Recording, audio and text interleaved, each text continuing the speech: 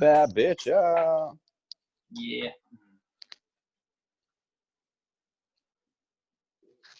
I think we're good. It says recording.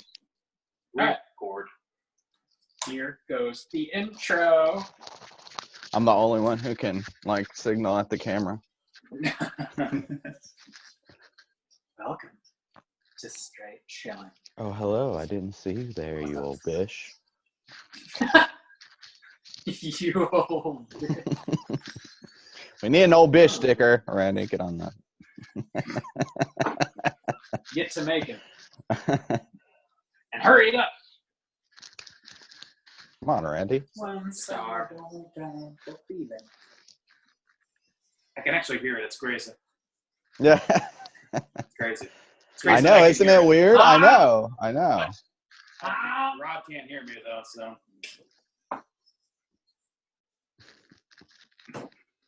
What up, nerds? Welcome to a very nostalgic episode of Straight Chilling. I can't talk tonight. My name's Bob. I'm going to be your host. This is episode number 224, recorded on Sunday, July 21st, 2019. Tonight, we're going to be talking about Stranger Things 3. Before we get into it, let me introduce everyone else at the table tonight. First up, calling in from my dining room, Randy Gandy G. Landy. I'm in front of you! Woo! This episode of Straight Chilling is in 3D. Now we're extra hard with us here. So hard. Next up, calling in from Southern Korea, we got our boy Soju. What's up? What up? It's your boy. Simachomp kind of stains. Yeah, baby. What up? What'd you say? Semi-charmed kind of stains. Baby, baby. One headlight stains. Dude, we're doing the nostalgia, right? It's a different decade, but it works. It is. It is. I want to dance with some stains. I want to dance with some stains, yeah, bitch. Yeah. Last but not least, also calling in from my dining room table, making his triumphant return to Straight Chilling, Brad. What up, boys? How are you guys doing tonight? What up, Brad? The Brad touch is what I like to go on. The Brad I'm stir. sticking with the 90s I love theme Brad song. touch. That's The great. Brad touch. You got the touch! Who doesn't like a little touch, Brad? Brad stains. Brad finger. Ooh. Let me give you the old Brad thing. Slip you the old Brad. I was Only for specifically the referencing the band Badfinger, but that turned dirty real quick, as all things do in this household. Damn, I should have done material stains. Damn it. Oh, well. Yeah. Missed opportunity. Damn it. Manic Really stains. fucked up. Next Stranger Things episode, I'll pull it back. All right, we'll see how that. In a year and a half. In a year and a half, yeah. When we come back around. Let's take care of some housekeeping real quick, gentlemen. Reminder, our August poll pick is posted on our Patreon website right now. If you support us at the $5 level or above, you can vote on a movie we're talking about this August. The theme for August is 90s horror, and the movies up there that you can vote between are Army of Darkness, Thinner, and Scream 2. And Army of Darkness is still in the lead pretty handily. Nobody likes Scream 2. Nobody. Well, Yeah, people are wrong. So Scream 2 is a great film. It is. It absolutely is. Has Great film. everyone's favorite Neve Campbell. Yes. Neve stains. Campbell soup stains. Knee stain? Neve Stains. Also, we got a couple new Patreon subscribers this Whoa. past week. Hell yeah. We got to do some shouts outs here. Shouts So out. big thanks to Eddie L and Corey T for Whoa. jumping on and supporting us. Thank you, boys. We Thanks to appreciate my it. guy. Yeah. Whoa. Yeah. And we're also They get those Cooter Club stickers? Woo. Yeah, they're in the mail. I dropped them in the mail. A couple days ago. Whoa. Welcome to the club. It's exclusive. Clerb stains. And we're gonna do something new for the first time this week. Actually, those dollars, all those dollars, they really help us keep the lights on. They help us cover the monthly costs. They help us do a lot of things, and we really appreciate it. So we're gonna go ahead and give you the old Straight Chilling salute. This one's for you guys. And that'd be old DJ Elzebub asking you for the weekly ass slap. Thanks for helping us keep the demons' ass red. Keep that fanny red, boys and girls. Keep it red. Nice and red. Is that where our money's going? Yeah, we gotta buy paddles and We have a debt to pay to our demon DJ. Whoa, It's kind of damn. like a BDSM type element to this stuff. I mean, there's always been that under. This became a new kind of podcast. always. BDSM stains. Leather daddy stains. Leather daddy stains. Those are some biohazard stains. Do you have anything that says "Daddy likes leather"? Justin, do we have any YouTube or Twitch news? We do. So last week we finally got to start our July game on Twitch. It was a lot of fun. We had a squad going with us, Hard With Us squad, playing God, what's the name of this game? Friday the 13th, the game. This is a horror podcast. Yes. Friday the 13th, the game. So we had there was like 5 of us, I think. Bob was on there, even though he didn't activate his audio like he was supposed to. I didn't. You're supposed to call people slurs if you don't have your audio turned on. Fucking silent Bob over there. But if you want to if you want to watch everybody get slaughtered by Bob's Jason, it is live on YouTube now. Tomorrow night, you can watch live on Twitch. That's twitch.tv/Straight Chilling Podcast. We'll be playing again with the squad. Bob will be on. Maybe I'll get Jason this time. I didn't get Jason last time. So it was a lot of fun. And I'm looking forward to it again. We're going to play 8 p.m. Eastern Time Monday night. So check us out there. If you miss it live, you can always check it out on YouTube, youtube.com/Straight Chilling Podcast. Please give us those likes, those subscribes. We're getting a steady amount. I appreciate everybody who's subscribed to us, who's commenting. So thank you guys for that. Heck yeah. Squad stains. Squads. God damn. That shit was a lot of fun too, man. I am such an old idiot when it comes to video games. That was the first time I ever played an online video game like by myself that a friend didn't just like set up and say, hey, here's a controller, play. Well, I mean, I did set it up and do those things. All right, I mean, but yes, and Bob, you killed everybody but me. Good job. Yeah. I saw that, Rob. I was actually really proud of you when I was watching the live Way stream. to slaughter your buddies. Yeah. Natural born killer. Keep them from escaping on that boat, Bob. Good job. Escaping. Also, we had a live show this past Wednesday. Oh, you did. Which maybe we should talk about real quick. We hosted a screening of Sleepaway Camp at Sunray Cinema here in town, and that was the second event that we'd done at Sunray. And we did a little bit of a live show afterwards, and it was fucking great.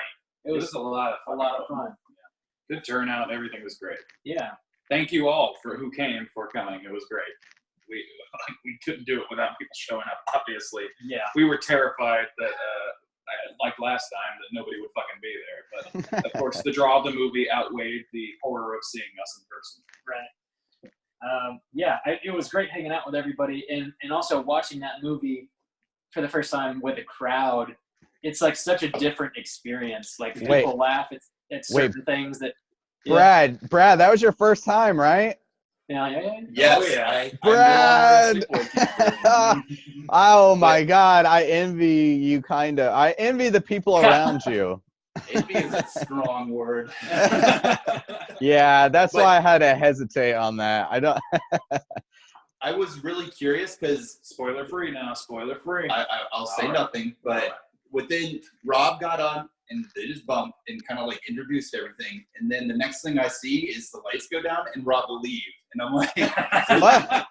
I'm out. The Peace doors out. behind that's exactly what I thought. I'm I out. have an option. Later. Buying this ticket counts as a waiver against causing property damage, trying to escape. Yeah. It was a great time and it was a really great turnout and it was freaking awesome. Everybody was laughing, which was great. And I think the live show went pretty well afterwards as well. And I totally had all my gear there. I recorded the show and then my freaking computer froze and I lost the whole recording. Bob. I have like the introduction that I did. That's the only thing that actually. As somebody who could see Rob's screen, I can tell you that there was no shortage of pornography that Yeah, I was Tech using, Bob. Sunrays Wi-Fi. You didn't close out your porn stash? Of course Why not. do you think it crashed? Titpunch.com was open and rolling. Chinese pancakers. God damn. That's that 90s style. Oof. But crumpets. Anyway, yeah. So I was gonna post the recording of the live show so that everybody could listen to it, but I can't now because it was all lost, which is definitely a bummer. But other than that, I think the show went off pretty well, pretty much without a hitch. Yeah. Good, Lots of people were tainted by that movie for the first time. Yeah. Like our boy Brad. Mm-hmm. Oh, Brad And also, thanks for flying down, Randy, and also big thanks to Anthony from Something Ghoulish for making the trip up and enriching our live show experience. Oh yeah, that was good stuff. Yeah, hell yeah. So I think that's pretty much it for the housekeeping. Let's go ahead and talk about what we've been watching this week. Randy, do you know what you have been watching this week? I never do until you ask me. Somehow. I didn't get a lot of viewing in, because I'm visiting town, I'm visiting a lot of people, so a lot of my time was taken up by not screens, which is dumb. But I did last week finish up the final season of The Last Man on Earth, which was a drag because it ends on a cliffhanger and it got canceled. So it's just lingering questions and sadness. I really enjoyed that show. it's so tragic because that show is great. It's so fun. It's such a fun. It's like the lightest possible version of a post-apocalyptic tale. It's great. And I guess now we'll have to wait for, I don't know, somebody to come along and fund some Kickstarter to fund a movie or some shit. But I don't know. Everything has that treatment. We'll see if it works out. Yeah. Is that it? That's pretty much it, man. There wasn't a whole lot past that again. All right. Hey, Brad, what you been watching, man? What a swerve. Yeah. What? I was not. So I know Randy also saw this movie recently. I just got out of Crawl today at like 3:30. Whoa. I was surprised. I was not going in expecting much, but I really enjoyed it. And Nice.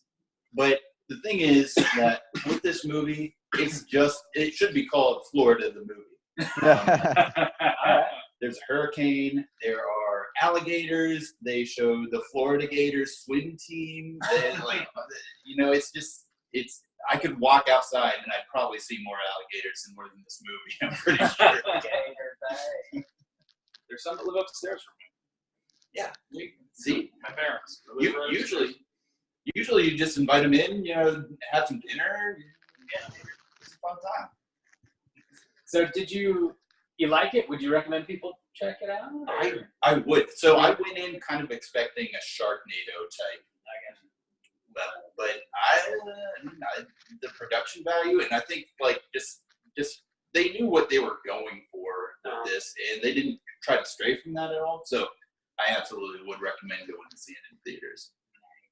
I might try and catch it tomorrow or something. I still haven't seen it, but I like Alex Aja's other stuff, and it's usually pretty gruesome. His other movies, they kind of swings for the fences. It Yeah, has it its won't moments. disappoint. Randy did a nice little mini cast on Crawl. I was surprised. Recklessly. Man, Diddy cast. I have Whoa. feelings on it, but you have to download another episode to hear them. Oh, Randy. That's what you call the heart of us. Bob. Brad, anything else? The only other thing I've really been doing is I've kind of been working my way through Saga of the Swamp Thing, which is great, but I just haven't had a whole lot of time to read it. So Alan Moore is kind of a perfectionist, and it shows in this. So I would recommend that as well so far. All right, you big into swamp business this week. Yeah, right? I practically live there. So.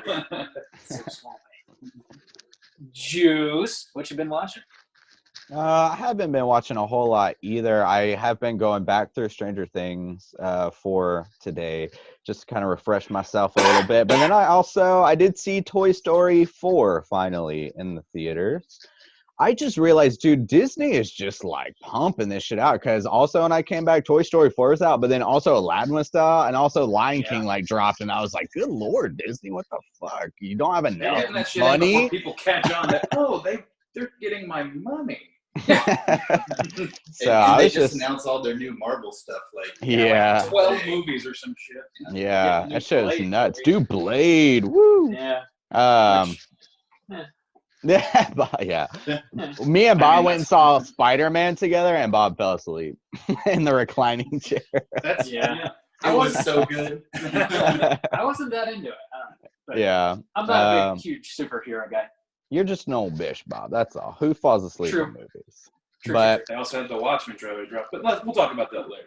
yeah, I saw Toy Story 4. It was fine. It was, I mean, it's like I was one of those people like, oh, they're making a Toy Story 4, you know, like the trilogy was like so solid, and 4 was like good, you know, but you know, I kind of don't really care anymore, you know. Yeah. 3 was like the emotional ending that was fine, you know, and 4 You is don't need a 2.5-hour epilogue.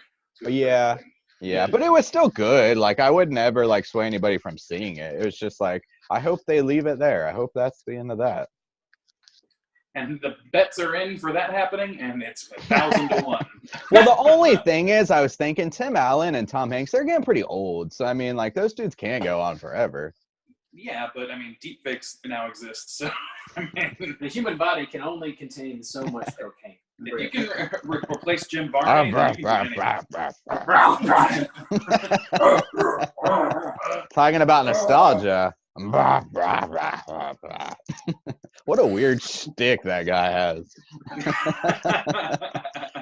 If you have no idea what we're talking about, if you don't know what Home Improvement is, Tim Allen, Google that. Oh shit. man, If you're about to open up a Pandora's box.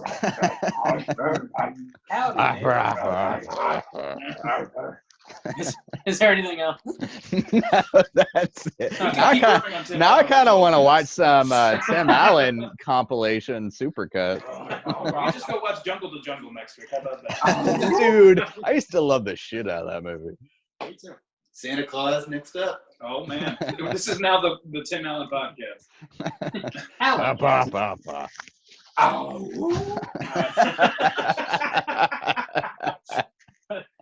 I watched a few movies this week.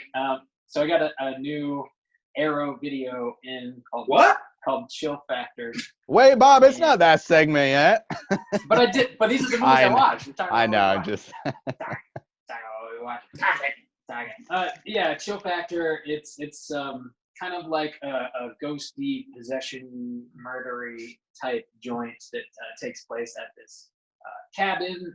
These kids, they're on a vacation and they're riding around on their snowmobiles, having a good time, little winter vacation, and then they find this like Ouija board, but it's like it looks homemade, and it's got like this eyeball in the center of it, and it's real ornate, and then they of course play with it, and then it awakens like this demon that possesses one of their friends and starts killing everybody one by one style. But one of those. Yeah, not very great though. The kills are just towards they're kind of not shown at all. Just people you just like know that someone has died. You just see splatters behind them. Yeah, kind of. If that, I don't know. They just sort of skirt around everything. And there's like this really weird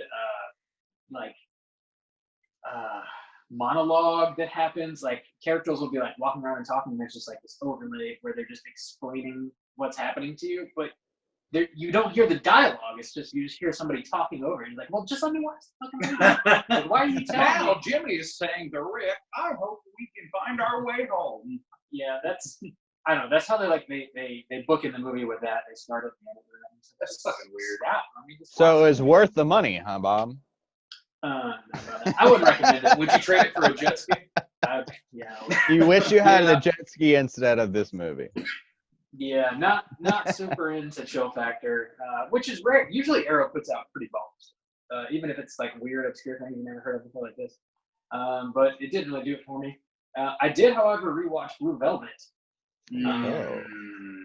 David Lynch joint. What did you think this time, I'm Bob? having sexual pleasure from Rob telling us about watching this. Yes, I liked it. What were you wearing, Bob? I was wearing a Blue Velvet robe. Oh, yes. It was cut above the Oh, God damn. Give me a PPR. I just kept gnawing on the sleeve for some reason. Yeah. No, I liked it, man. It's Dennis Hopper is full of cocaine. Like, holy shnikes. He's going big, real big. And he's scary as shit. He is. That is a terrifying fucking man. But his freaking performance was incredible. And the movie's just kind of beautiful. Like the way it's lit. There's a lot of like very noir influenced shots.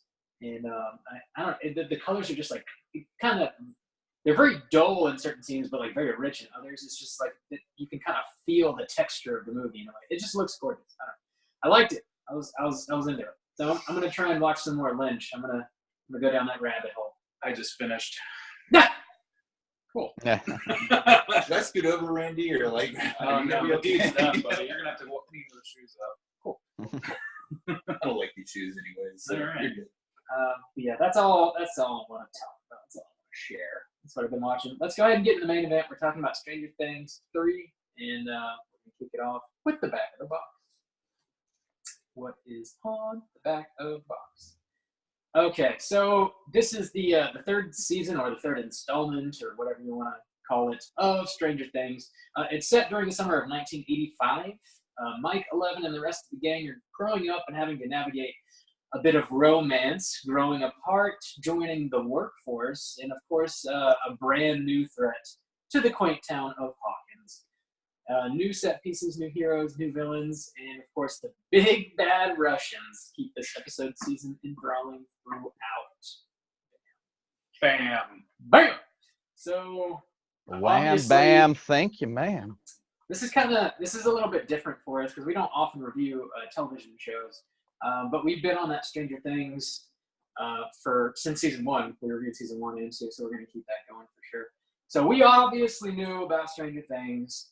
You can't really avoid it. I mean, you can order a goddamn upside-down Whopper from Burger King. Upside-down Holy Lego Jesus. set. Yeah, it's everywhere. Baskin Robbins has been taken over. Anyway. I've seen like 45 different replicas of Hopper's dumbass shirt from this season on sale everywhere. I like it. I would wear that shirt. Well, You would, you Bob. You and every other person in America, apparently. It's very rock. It's a high demand. You're not original if you wear a roast beef T-shirt anymore. I've already seen several. Actually, there was a guy wearing one. I'd rather wear this roast beef shirt, actually, because I think it's a little bit more like, it's a little bit less seen than the Just Hopper depends shirt. on your taste. I mean, There were a couple, or there was at least one at our live show, and I was like, oh, okay, yeah, because I don't know, that one hit me better, but it doesn't. Yeah. Yeah, so I don't know. Were you guys looking forward to Stranger Things season 3 going into it, or were you feeling kind of like some Stranger Things fatigue, or I don't know, what was on your brain, and would you recommend people sit down and watch it? Randy, why don't you start? I mean, kind of. I since the second season on, pretty much I won't say I've soured towards it or anything, but I've been feeling what you described as the fatigue kind of since then, just because it took off so quickly, and when it's got a new season out, people lose their goddamn minds, and like it's hard to avoid spoilers for a while, and then I mean it's just one of those big cultural things, and I don't know, I have some gripes with all seasons really, I think, but really in general, it's like, I don't know, it's just kind of much culturally, kind of a lot of saturation for me. And so, yeah, I knew it was coming, and I was like, I'm excited to watch it. Like, I enjoy watching it, but it just kind of, it's just saturated. Yeah. Brad, what about you? I absolutely agree with that. Like, I kind of go in cycles where I watch a show, I love the show, it gets into the off season, it starts tapering off, and then they just start bombarding you with, all these new products that they come. You can't go to a Target and move more than 5 feet without stepping in upside down or whatever the fuck they have all over there. So, I kind of sour on it until it actually comes out, and then from there on, I love it. Oh yeah, it is good. Yeah. Yeah. Oh yeah, this there's is a wild. reason that people like this. I really wish I had some Stranger Things themed ice cream at some point. Yeah. Though. I've never said that in my life. I do have some Stranger Things coffee sitting right over there. It You do. tastes like maple syrup. It's delicious. What I really need is a beach towel with Steve's face on it. I gotta rub my ass on Steve's face. Eat my ass, Steve. So, Justin, what about you? Yeah, I was looking forward to it. I would recommend it. I mean, it stays like pretty consistent. They do the thing. I was like, okay, they did they did just a regular season, then they did Halloween, and then they did 4th of July. And now I'm like, okay, so the next one's gonna come out in a year and a half at Christmas, right? I mean, that's what we're going towards. It's gonna be snowing and like, so I mean, because it's been about a year and a half, right? That's how they're pacing them out a little bit, like, right? This one was, yeah. Yeah, so year and a half, Christmas, In October. 2020. Oh, really? Okay, I so think I read that somewhere. So I mean, either they might still release it then. I mean, Yeah. you're right. That was the natural instinct I had too. But Yeah. I read that they are recording right away. but yeah, I like it, and I understand like people talking about it and stuff, but like as far as like living in a different country, I don't have to deal with all that bullshit, so that's kind of nice. I don't like it as. Other than that, it's like if I want to avoid it, I just like turn off Facebook, which is what I do anyway. So just like I don't. Yeah. It's not that big of a deal. That's a semi-champ kind of life if I've ever heard. Dude, I know. That's how I live my life. Semi-charm stand over here. Yeah. I was plucking it out. Rob just hit shuffle on his music references. Yeah, I don't know. My brain. I was looking forward to it, per usual. I haven't really experienced too much fatigue. I mean, it's a little ridiculous that they're capitalizing on Stranger Things as much as they are. But, fucking America, make your money, whatever. The show's good. I can't hold against the show. I was excited to watch it, and I wasn't let down, really. I mean, I enjoyed it, and I recommend it. Slam your eyeballs into it if you haven't already. Do it. Yeah, so I'll drop spoiler warning, and we can get into this beast. Let's do it. The Russians are bad! The Ruskies. Communism bad. I can never imagine a world where that was happening. Right? Rootin' tootin' Putin's This my is friend. such fiction. Have you seen his gay bar Muzak video? He likes the gay. God, That's a very. you are going way off course, Rob. A lot of people have no idea what you're talking about.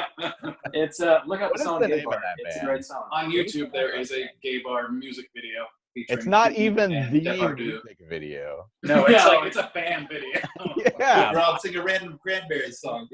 yeah, Bob. We'll put it in the show notes for God's sake. We gotta save these people. Yeah, it's worth your time. Techie Bob over there. What's the name of that band? I can't remember. We Electric love- Six. Yeah, Electric Electric Six. Six. Thank you. Yeah, Gay Bar. Listen to it. So yeah, we start off with the Russians in 1984, and they have this like giant laser contraption thing that they have built, and they're trying to like laser into the Upside Down and like basically reopen a portal. And it doesn't work, and it backfires, and things explodes, and like all the Russians just sort of like melt into goo. And then it jumps over to present day, which is 1985, the summer of 1985. And we're like slowly introduced to the kids like one by one, and we kind of catch up with them and see what they've all been up to. And they've notably grown. Like they seem a little bit bigger and a little bit more mature, I guess, in this season. And Mike and Elle are just making their out. first Q-Chays. Popping There's Yeah, this is the one that really starts right away, leaning hard into young romance stuff, which puts Hopper in this position of being a sitcom dad for a majority of the first part of the show. And yeah, they're making out. Mike and Eleven are just making out, just going hog fucking wild on each other. playing tonsil up. Yeah, they are. And Mike pretty much being a dick otherwise. 11 pretty much doing nothing otherwise, right? At least not right away.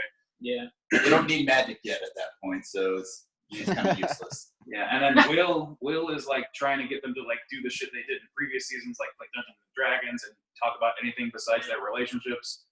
Because not Dustin, what's the other kid's name?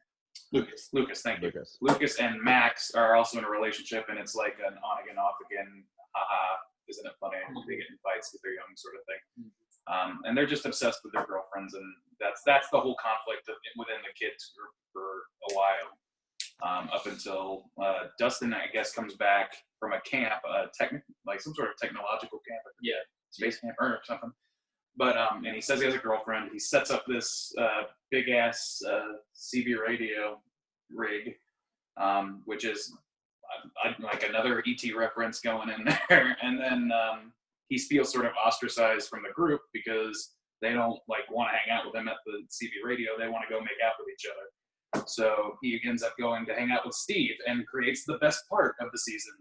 So he's hanging out with Steve as Steve works a dead-end job at the mall, which is the centerpiece of the show. Yeah, the new hot spot, the mall. Yep. This one, like, and I know like they brought in like the 4th of July. This one had like a different look, like a different sheen to everything. I know they were trying to bring in like it's brighter. Yeah, like they have the neon colors in the mall, and then they go shopping, and they have all the crazy, styles of the 80s and stuff like that. But even just like it definitely like it felt like more CGI. Like everything was just brighter in general. Like even when they're like underground, things look bright. Sometimes it reminded me of like a God, Are You Afraid of the Dark like episode? Like they were like very like supposed to be scary, but they were very like brightly lit and shit like that. Like I don't know, it made me think of this like 90s like TV kind of sheen to it. A lot of it had that. Yeah. And even like maybe some of like the set designs, like they go into like the Russian base or whatever, just like the lights that are going off and stuff. It's like that elevator it might as well be out of an N64 game. Exactly. Yeah. It's just like that the crazy buttons lighting and the lights and crazy shit. Just Yeah, I don't. boxes. Yeah. And this isn't to go off like the fatigue of Stranger Things but like Stranger Things, it's a good show. And even like this season, like it's like pretty like consistently like written, it seems like, and the characters are like pretty consistent. So I think it's like good, but I definitely don't want to be, essing on the Stranger Things this whole. And like this is I had like actually quite a lot of problems with this season. To like bring up. I don't know if anybody else did, but there's just like because I was rewatching it and I was like, actually a lot of this shit like doesn't make a whole lot of like fucking sense, to be honest. Like it's like what the fuck? Like I kept just saying like, wait, like in my first viewing of it, like I was just kind of like soaking it in and experiencing the ride. But when I was going back, I was like, these story points like don't actually make really any kind of fucking sense. So like I'd like to talk about a lot of that kind of stuff, because I know it's easy to just be like Stranger Things is awesome, and it is, but like this season was kind of weird. This season, I think in particular, is worthy of some criticism for that reason. Like I said, it's one of the things that kind of bummed me out, and that people really gravitated towards Hopper in this season. And to me, I feel like he became less dimensional, and he became more of just like reactive and just like, I'm angry, I'm wearing a dumb shirt, I'm not getting what I want out of life, and my daughter's trying to bang some dickhead. That's like, those are the motivating factors. And then like, I mean, are we in spoiler territory or no? Oh yeah, we are. Okay. He's also trying to get a little bit of romance. He was, and that was the part that was at least somewhat dimensional. And like, his relationship with Eleven was pretty well done, I thought. Yeah. I mean, he was trying to get the attention of a lady who was only obsessed with magnets the whole time. So. How do they work? Well, she's like off doing, like, she's doing her science shit or whatever, and like with good reason, whatever. But like, her whole character just seems like they're like in some capacity there to just vex Hopper. It's just like there's no reason for you not to be like follow your obvious attraction to Hopper, except like a fear of intimacy or some shit. Well, I know they did a pretty good thing of like her, like, because they go back and like her thing with Bob or whatever, right? And that I thought actually like that was good because like you kind of felt it because like I guess we're already in spoiler territory. Like I thought she had like a good arc over like these 3 seasons. She's probably had like one of the best arcs because in this in this season, she's one of the few people that they didn't like make shittier. It seems like they made so many of the characters shittier, and it makes sense with like some of the kids because they're like getting older and they're not as endearing anymore. They're not as like precious. They're like shitty teens, which like fits the bill. Like at least it's like realistic or whatever. But at the same time, you're like, yeah, they're kind of like shitty dicks. Like I don't like to see them as much as I did when they were like precious, little kids like being like, like it's not goofy. Elliot. And shit, yeah. It's not Elliot from E.T. anymore. Mike is now like just some prick. He's just kind of like Mike, a little bit of a cooter. He's a little creeper, a little bit. Mike's kind of a little shit, but the rest of them, I didn't really get that vibe. No, I don't like Lucas and Max. Like Max is kind of shitty. Like she kind of does like sabotage Elle a lot. Like the advice she gives. I don't know. She was just kind of being shit. Like even like Lucas, like everybody was just less endearing in general. Like Lucas kind of had the same deal, but like it made like what they were doing made sense for their age. It's just like I was like, I don't really enjoy watching this as much, which it just feels like you lost a little something maybe. Yeah. But, and Lucas in particular, I feel like he was completely underused in this show. Like I could the only the only scene I can actually immediately remember with him as the centerpiece was him talking about fucking new Coke for like 12 minutes. So like I mean we get it. We fucking get it. Coke paid some money for this. Gotcha. Yeah. How did you guys feel about Billy kind of turning into the big bad? I think that gave him a purpose for existing in this fucking show. It did. Honestly. I liked how they brought him back and he was like seducing the moms and stuff. And I was like, man, I like they developed such a good cooter or whatever. Oh, Billy the cooter. But here's one of the first things that doesn't make sense. Okay, so let's talk about Cooter Billy. So in the first episode, he's going to meet Mike's mom or whatever. He's seducing all these moms at the pool, and he's going to meet up with her in a motel, and he wrecks his car and he gets pulled into this factory, and he gets like in the same vein that Will did in the last season. He gets like infected by the mind flare or whatever. And it like he is forced to like do his bidding. Okay, so here's the whole thing with this new monster. Well, it's like the mind flare, but it's like different because it's like stuck in our dimension or whatever. So it's like that's how they explained it at first. Gooey now. It's like half the blob and half the thing. Yeah. Yeah. Okay. I mean, it's like it's both physical and a smoke cloud. It kind of starts as the smoke cloud you see escape from Will when they purge him in season 2, but then a bunch of fucking rats explode and then they become his meaty flesh, which was a kind of cool thing to visually, and like I thought that was neat. But I mean, it doesn't make a ton of sense. So like and maybe I'm fucking stupid. Like, but okay, so it infects Billy, and its whole thing is like, so first it like pulls all these rats to itself and explodes them and like takes in their goo to form a body. Okay. So then it also infects Billy, and it like gives Billy this mission. It's essentially like bring people to me. So like Billy like goes out and he like captures this swimming girl that he works with, and makes like that's his girlfriend. Then they like kidnap her parents, and so they start to like kidnap the town. And so the mind flayer is just like infecting all of these people. And at first I was like, oh shit, it's almost like it's taken over the town thing.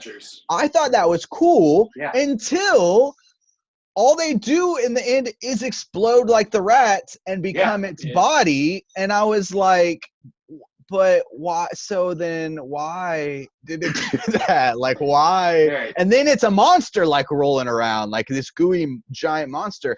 And I was like, damn it, I wanted to see the people like rolling around. Yeah. And then I was like, and you do see some of that though. A little bit. And then that was cool. When it ends though, it fucking ends. Yeah, and then I was like, are these people dead? Like, did it just kill all of these people? Because it almost makes it seem like it gives them like a different body. Because like Elle also does this thing where she's like in her like middle ground world or whatever, where she sees this one girl, and it's after she's been taken by the monster, but the girl's like consciousness is like calling out for help. And I'm like, well, was it like making copies? Was it like nostalgia things? Was it I didn't understand, because then they all explode, but Billy doesn't explode. He's still like rolling around. Well, the big swinging dick of the monster. I know, but like as far as like sense goes, as far as like making some kind of sense of what's happening, Yeah, like well- Billy's still rolling around, but everybody else is this goo monster, and I'm like, but also it just pulled the rats to itself. Like literally, you that's what I just was gonna see say. all of these rats running to this thing, and I was like, okay, why didn't it just pull a billion rats to More itself? animals. And Yeah, like, just like- rats, get some deer. So why do you need, if the whole goal is to just become a big goo monster, why do you need Billy to go like capture people, like literally just pull rats to you for a night or to a couple weeks or whatever, and then just be a giant goo monster? I didn't understand. It's like it didn't make any sense. Well, and so like I like the design of the monster, but what were they doing? Because they were all gathering like fertilizer and like chemicals. Well, like, they were eating bleach and shit. Yeah, like drinking, like Billy's goes to the pool, and they never. That's the whole thing, because Nancy is like tracking their rats in. They're like, oh, they're eating the fertilizer. Oh, the chemicals. That's the reason. Nancy needed something to do. No, I know, but it didn't. Like, it even shows at one point, like Billy goes back to the pool. He's like drinking bleach, and then like another dude, like the dad or something, he's like eating. And it's like why? They never explain that. Why are they eating chemicals? I guess I kind of took it as like those chemicals were something that like maybe the monster used to recreate itself almost, and that's how it got so big. Or maybe that's just it exploded, but it doesn't really explain why Billy. It doesn't explain at all. Die. Right. I mean, it's maybe that's what helps liquefy. I mean, you could theorize a few things, I guess, but you're right. Like to me, there's no reason for that to exist in the story except to give Nancy. Will's brother and Nancy something to investigate. What is that? Jonathan. Thank you. Jonathan. Like, and that whole story is kind of a bummer because it does tie in at the end, but it really doesn't feel important for most of the show to me. And even talking about Billy, okay, so to close out this arc, because we want to talk about other arcs, there's definitely storylines. The whole thing, too, is like, okay, it takes these people, it infects them, and they explode into goo, except for Billy, and he's the big dick swing, he's rolling around. But his whole thing is like, no, I'm going to resist the monster, and I'm going to save my sister, so he gets a little redemption. And it's like, why didn't it just explode him and turn him into goo? It's like, got to fight him. It's like, got to eat him. You it's can like fight just it from the exterior, I guess. He's just a rage monster without the fucking thing. So maybe it's I know. He's using that for good finally. Which I kind of liked that interacting. I don't know. It gave him a reason for existing, and it gave Max a conflict that was interesting. That, again, was just underutilized, probably for time. Yeah. But, it didn't feel like we settled anything with her. She just kind of watched that shit happen. Yeah. And, felt bad, and then it did make you feel like more bad for like, because it gives him like more of a backstory, like how his mom dies and how like he blames himself and how his dad like takes it out on him. Like, okay, like that was fine, because he was like such a huge piece of shit in the first one. And they did the same thing with like Steve. If you go back and watch the first season, like they did the kind of the same thing with Steve a little bit, which I know like it's like a fun part, but I really don't like how they like where Steve has ended up necessarily. It's a bummer. But... So Billy is what Steve was originally supposed to be. Like the Duffers have come out and said this. That is, what they wanted originally, but they just liked the character too much. Steve, decided to recast it. Yeah, and they needed a lost boy, so. Which was a smart move on their part, because he might be the best part of the show. Yeah, he is. I mean, like, and he ends up in this kind of a bummer situation, but it follows logically for the character, and B, it just creates the most fun part to me. Like, I have very little qualms with that whole storyline, except for like, just like you were saying, like the Russian bunker and all that stuff. The way that's built, it's almost like too shitty to feel nostalgic. Like it's too brightly lit and too like it feels way more false and hollow than the rest of the show. And like you think back to like even season 2 when Hopper like goes into like the upside down and the camera flips and shit, and, like that's fucking foreboding. That's scary. I was never once afraid of the goddamn Russians. No, they goof it, and because it's attached to like the Dustin Steve line, and they goof it up so much, it's like very like goofy. And even like the doctor, like the doctor, and they make him like give him this drug and stuff like that to make him talk. It's just like beat the shit out of Steve. Though. They do, but they're also like drugged and making quips the whole time. It's true. They never give it any. Indiana Jones, but it's not a little scary. They never give it any kind of weight. It never feels like.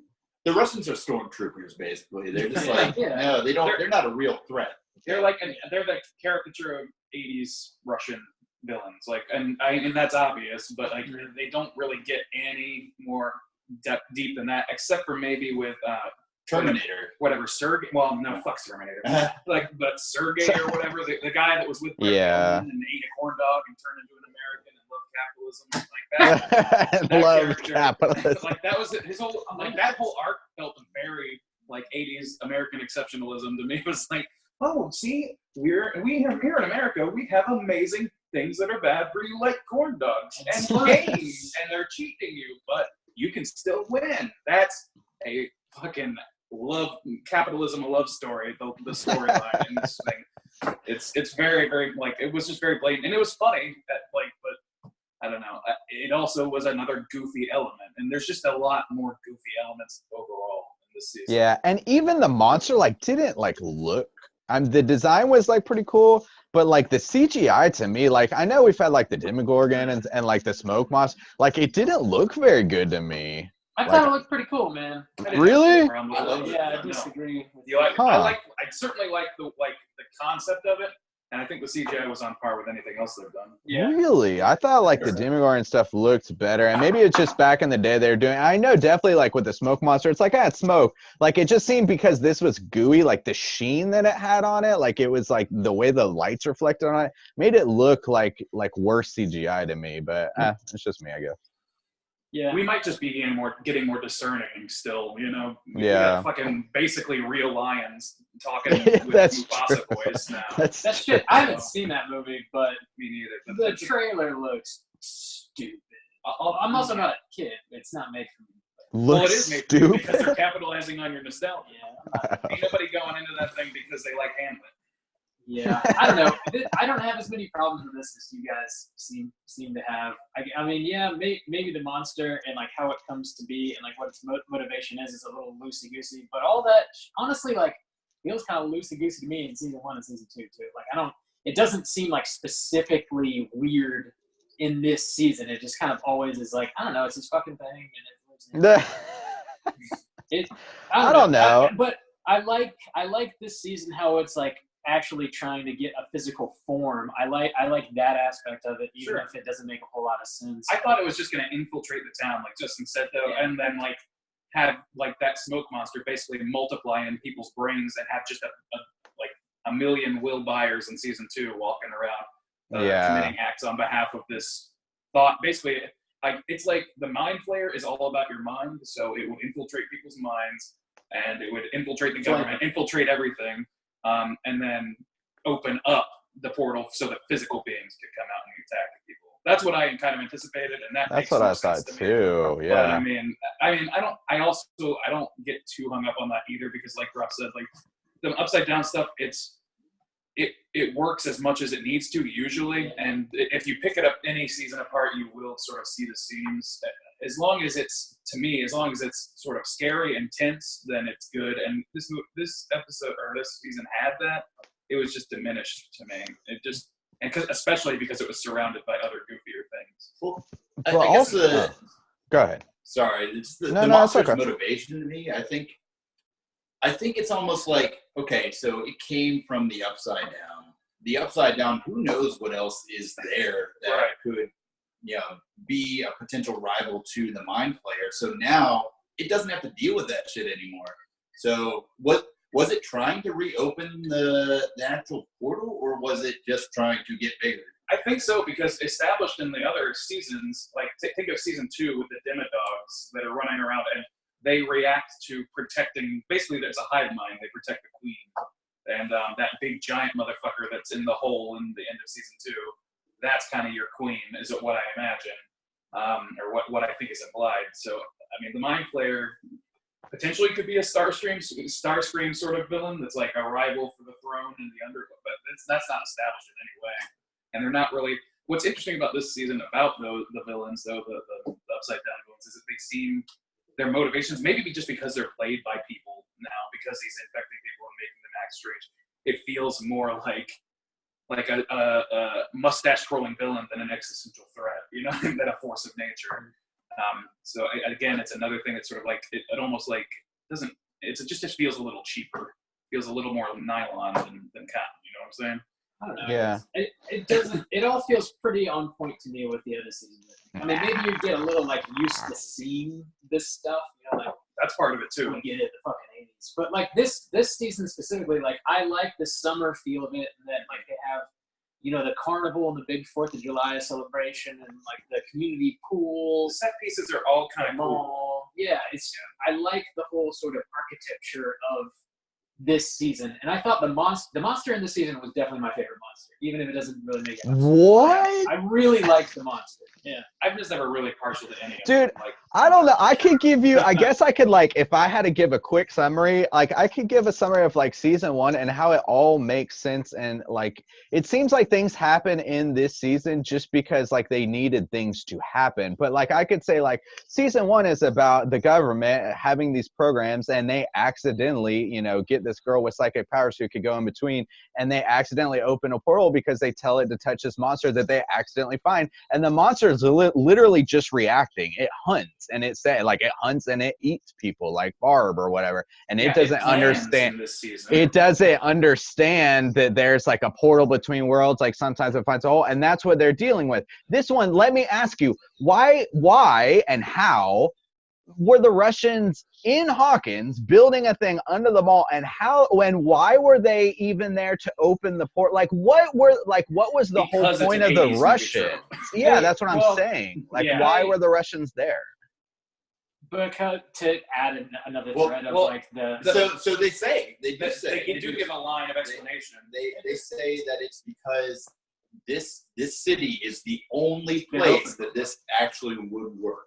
Yeah, Or that it has worked. Yeah. but why? Why would my whole thing before when they were doing the portal is they were trying to spy, like when they were using L, they're like, we're gonna spy on the Russians. So if they were doing it like from Russia to like create a portal, like, oh, we'll infiltrate the US from underground or whatever, like, okay, like that kind of makes sense. But this time, like monsters, like tentacles are coming out of the portal. Like, why are they open? It never gives an That I don't explanation of why they're opening the portal. Yeah, I'm not sure either. And I was going to ask that, and again, it's that sort of thing where if they explained it, it was not sufficient, because if none of us have It's all that in answer, Russian, so how would you know? I don't know that they really gave an explanation. I don't really care. because Russians are evil, they're going to do the evil thing. And it comes down to tropes. Instead of making a villain that's driven by a logical MO, it's a villain driven by a trope. Yeah, I don't know. Like this show Yeah. to me, I mean, you guys you've already expressed that you have some problems with the kids and the development, the character development of the kids and all that stuff. The show's about the kids, right? That's what the show is. Like, I don't really give a shit about the Russians' motivations personally. They didn't really add a whole heck of a lot to the season. I don't disagree with you. They didn't, other than like giving, you know, Steve and Nancy something to kind of do, and also Jonathan Nancy. Sorry, Jonathan. Yeah. Yeah. And Steve and Maya Hawk, like yeah, that. and Dustin and Robin. Yeah. Robin, yeah. Which is like a new character they introduced to give them something to do, which is cool and interesting and fun because you're with those kids, those characters. Like, I don't really give a shit about the Russians too much, but I don't know. I like the kids in this season as much as I ever have. Really, I don't really notice like a dip personally. They're just spreading a lot of like. It just seems like they're spreading a lot of character development a lot more thin on the kids. Like, it used to be very focused on the kids, and now it's like still the 5 focused on kids. L. It's still focused on L, and like everybody who radiates around L. The closer you are to L, the more likely you're going to get screen time. And Dustin as well, because Dustin's a fan favorite, and he got his own awesome fucking subplot. Mm-hmm. So I mean, those are sort of the kids where the plot love is just sort of like, they're like the centerpieces for that in terms of the kids. And then there's Hopper and Joyce. Those are that's sort of like the central. Those are where the most love went in terms of writing. And then it feels like Max is almost kind of an afterthought, and then Billy was not an afterthought, but only because they kind of had to give him some, like, they gave him a reason for being, for one, but then they also had to sort of give him a conflict, some sort of conflict surrounding him, which was he was abused and all this stuff, so he sort of gave a reason for him embracing this fucked up thing. But yeah, all the love was around 11 and stuff, which has kind of always been true. Like 11's the most intriguing character from the jump.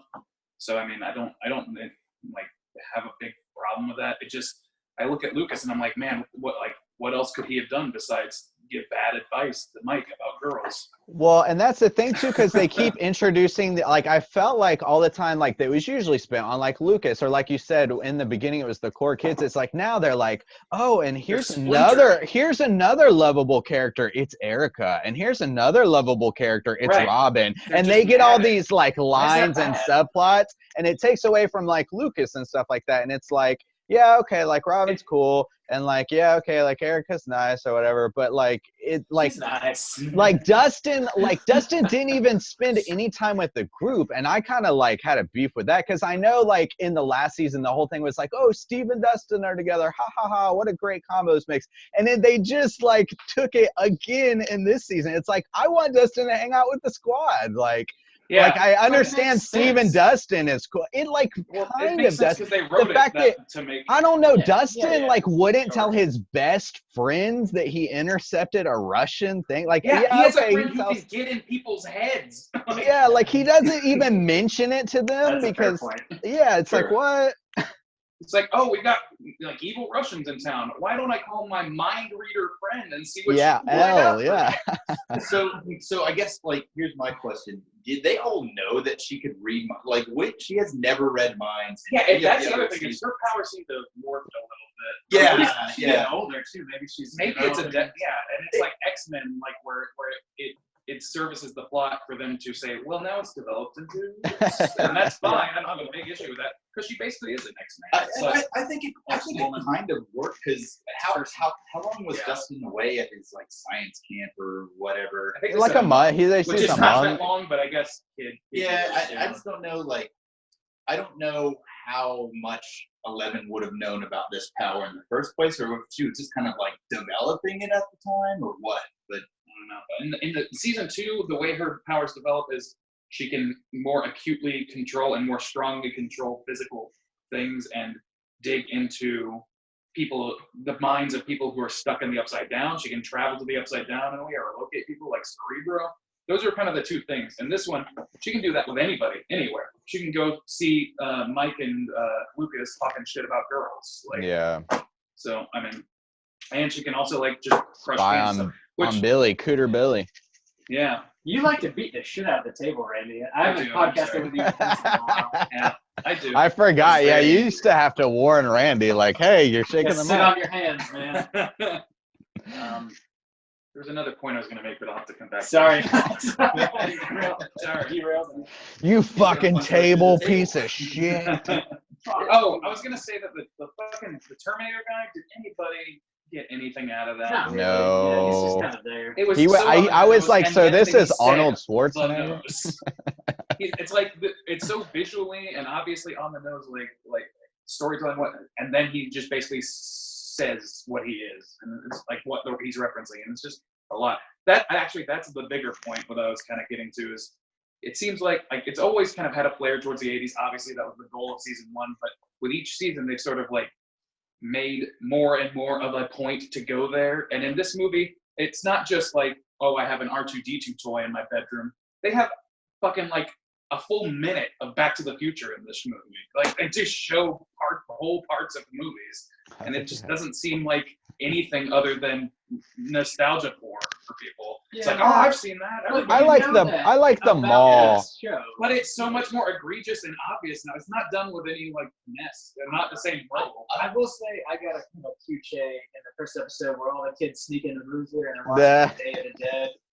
That's great. I mean, I get a nerd boner from watching like choke on them and shit. Like, I love that. But it just seemed like just knowing what this movie is, or what this, like, just having seen them do it better, and especially season 1, where it's like, okay, this is an ET reference, but they're not saying ET, they're not showing clips of ET. It's just you're reminded of ET. This is not reminding you of Back to the Future. They show Back to the Future. Andy, I'm glad you went with a Back to the Future reference and not the full musical that they did of Never Ending Story. yeah. That's another thing. And I was like, I mean, I know that like the actor who plays Dustin is a singer and all that shit. Like, do we need to see this whole fucking thing? Did you guys get any Jurassic Park vibes? I know it's not from the 80s, but Absolutely. I was picking up The on car it. I thought it chases, was more Jurassic Yeah. Park in the second one with the demi dogs and like the raptor kind of feel and stuff like that. Well, they but- had the whole scene where they're in the back of the truck, and then there's the mind flayer kind of like. Oh yeah, that's true. Yeah. And somebody actually Yeah. said, I don't remember who, but somebody Must go said faster. spared no expense. I was like, Yeah. oh, okay. But no, I I'm okay did- with, like, I the line did drop with and the all those back- things. It's just- With the Sorry, Back go to ahead. the Future, I did like that they were like kind of breaking it down. That was kind of funny where they were like, "So is that chick like trying to bang her son?" Like that was kind Yeah, of funny. If you just said that and not said the name of the movie or anything about it, Yeah. I would have gotten it, and it would have been fucking hilarious. That would've been Yeah. funny. Like, Yeah, that's probably right. But it doesn't bother me that much. I don't know. That in particular, and even the Day of the Dead. Even though I love that movie and I like seeing it get some mainstream love, it just seemed kind of egregious because I know what they're going for. I know what they're trying to do. They're trying to elicit things from me, and I'm a harder sell, I guess. I know what you're trying to do. That stuff is just sort of like extra shit. It's like the next I season they'll enjoy just the characters.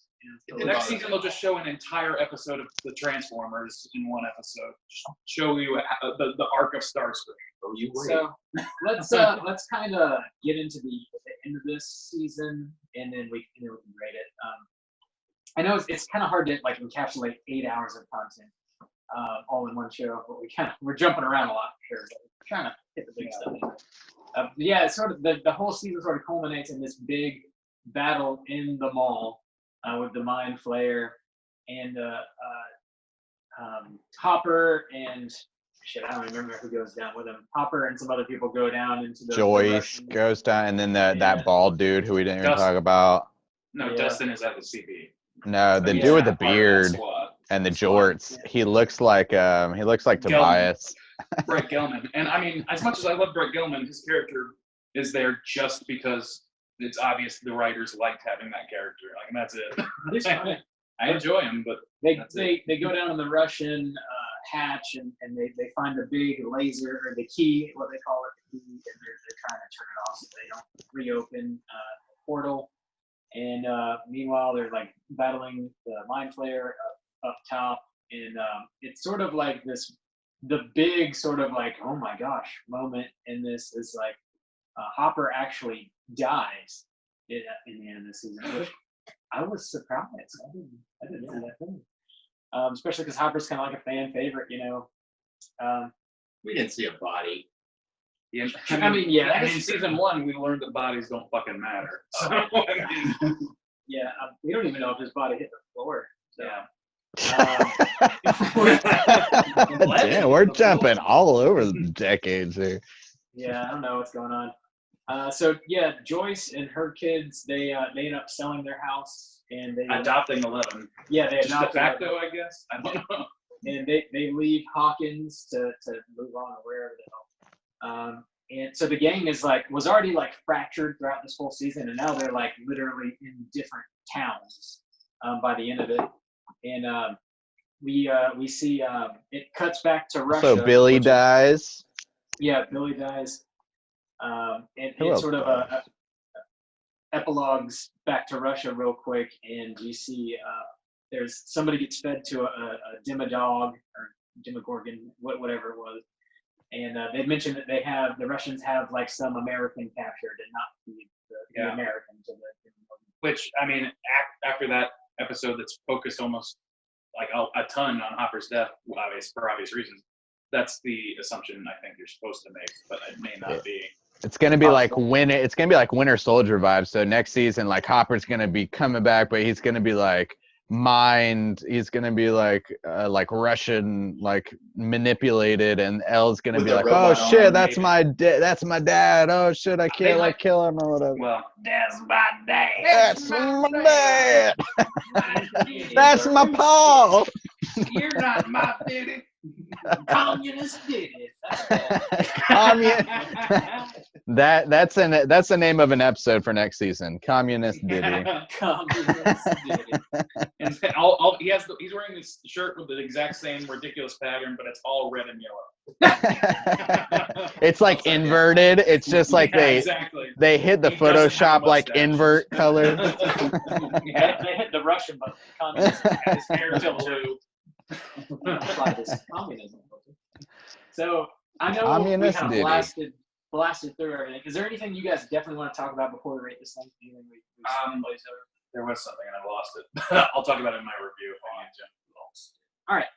Oh, this is what it was. Yeah. Just want to put this out there real quick.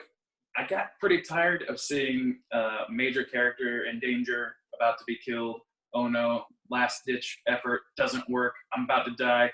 Boom, 11 comes in and saves the day. That happens like 5 times in this fucking season. I know she's the superpowered one, but I think there's some probably some better creative ways to do that. They do at the end, like have Lucas hoard the fireworks, and it's played as a joke for a while, and then they use it. But that's not actually all that effective. It's a distraction. Yeah. So I mean, the 11 steps in at the last minute trope just kind of got old. I just want to put that out there. Yeah, because other people have had their moments in past, like Steve steps up, back in the day with his bat. Yeah. Like people have had their moments to shine. I guess Hopper had his, kind of fighting off a little bit. But yeah, Hopper's beating the shit out of everybody in this. He's mad. Mad Diddy. Well, let's go ahead and rate this thing then out of 5. Brad, I kind of want to hear your thoughts, man. You've been a little quiet, and we've been making some eye contact because these jabronis over here are just going on and on. I was just like, Sweet word, man. who hurt you guys? You need a hug. The Duffers. How are you feeling out of 5, Bradley? So this was close to being my favorite season. I think I'd still give it 2-1, but just slightly. So, I mean, if I was going to rate this, I think the first season I'd probably give like a 4.5, and this season I'd give a solid 4 for sure. I think they got a lot of stuff right. Like the aesthetic was really cool. Like you said, all the settings were great. I loved fucking Steve and Dustin's whole deal. Like I thought that was excellent. And even like Hopper, I was okay with. I mean, I guess I didn't really like that Russian guy that was chasing after him, but I enjoyed a lot of his interactions with people, like Carrie Elwes and just like beating the shit out of him, or a mayor car salesman. Yeah, kind of what the vibe I got. Mayor from Jaws made an appearance. And the only thing that I didn't really like was Mike. Mike specifically. I think his character gets shittier every season. He does. Every season. So got a huge chip on his shoulder. Yep. It's like, Jesus Christ, we get it. You're like angsty or whatever. Just shut the fuck up. Stop being such a douche. Yeah. Mike. Cool. So did you rate it? And did 4. It 4? Okay. 4. Randy, how you feel out of 5? So despite my kvetching, I did enjoy this season, and I still enjoy the show. My biggest complaints are kind of well trod already. Like, I don't like the handling of the Russians on any level. I don't like the Terminator guy. I don't like that they don't have a real reason for doing what they're doing. I don't like the way they're portrayed as like mustache twirlers or whatever, even though like a little bit of that would have gone a long way and still made the trope work. Anyway, not to get hung up on that. I don't like the excessive use of 11 saves a day. We've covered this. What I liked. Let's cover What that. did you like? Yeah, let's cover what I liked. So I like we talked about, I liked pretty much every set piece except for the Russian base. And that's just maybe a lighting issue, you can make an argument for it. I'm not going to. Did you like the product placement of New Coke? I did not enjoy that, so we're not talking about that again. I like that. The acting was mostly pretty good still. Like everything's, all the actors are humming along the way they should be. They're doing a great job, I thought. Did you disagree? Oh, I guess we'll talk to you. No, he was just humming. Let's see, what else? The sound, the cinematography, it's all great. I feel like it was less dark than last time, but there's a good reason for that. They're going for a slightly altered aesthetic. So I don't have a big issue with that, except for a few of the way overlit scenes. And I had a problem with some of the plotting, but for the most part, everything kind of like keeps a steady pace. Everything's moving along. Sometimes there's red herrings and shit, but aside from that, I don't know. I liked it. I had a good time watching it. Like that's kind of the end goal, is to have a good time watching it. And with Stranger Things, with each season, I have sort of diminishing returns in terms of, you know, emotional weight for me. But in terms of enjoyment, it's about the same as it's ever been. I enjoy the beats. I enjoy the action. I enjoy the interactions between the kids for the most part, and with the characters for the most part. So, I mean, for me, it's close to on par. I don't remember what I gave season 2. I gave season 1 a 5 in the wake of its just shocking amazingness at the time, which I would walk that back a little. But for now, for this season, I would give it a 4 as well. So again, like, I'm just drawn to talk about the things I don't like about it, because I feel like there's so much hype around this, it needs to be highlighted a little bit. But it's good. It's a good fucking show. It's worth your time. 4 stars. 4 stars from Russian Randy. Juice, how's old Juice feel about Stranger Things 3 out of 5? Dude, since it's Russian Randy, wouldn't it be AKA Communist Diddy? Like that would fall in line, right? Your communist Diddy. Ruski Randall. Yeah, I was just kind of going back on this, like when y'all were talking about your reviews and like what, like you were like, this is what I like about it. And I was like, okay, what do I like about it? Because I've been like giving a lot of shit. But so here's the thing. This is my actual least favorite season. I agree.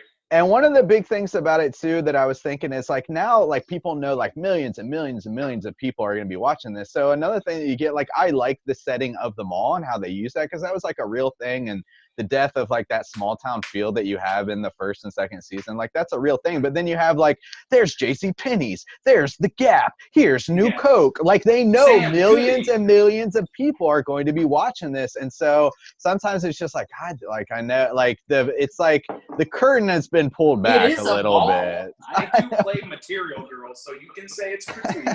Sorry, you just another called him Russian Randy. Right. You just called him Russian Randy. I'd like to point out he's drinking a Moscow Mule. That's right? true. Oh, there you go. Shit. I am a Russian communist Diddy over here.